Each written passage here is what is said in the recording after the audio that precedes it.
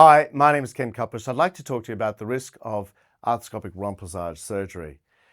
There is always a risk anytime you have an operation. So the risk of an arthroscopic procedure such as remplissage in terms of infection is 1 in several hundred. It's quite low.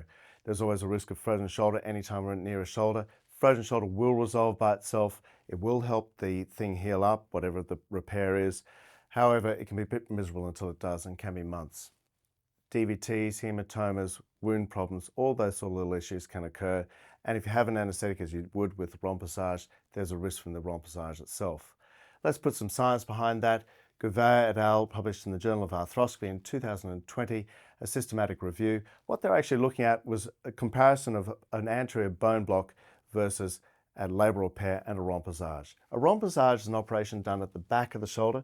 You can see here, this is a Hill-Sachs lesion. It's a dent in the back of the humeral head. This is the arm bone. The shoulders come out the front, then hit back against the socket, denting there before coming back into joint. And you can see here, this is an arthroscopic view of a reverse Hill-Sachs lesion, of a Hill-Sachs lesion. And here, 2 anchors being put into that Hill-Sachs lesion.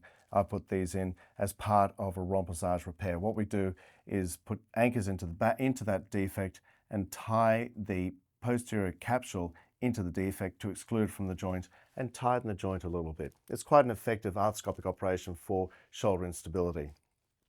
Gouveia et al. Looked at 145 studies. They found a rate of recurrent instability somewhere between 0 and 15% across those studies. The overall complication rate was low. It ranged from 0 to 2.3%. And if we look at the complication breakdown, transient nerve issues or neuropractices were a problem. Frozen shoulder or adhesive capsulitis was seen, and infection was a rare but possible complication that occurred. So that's an overview of the risks associated with a remplissage operation. I hope that helps your understanding of this procedure. Thank you for listening.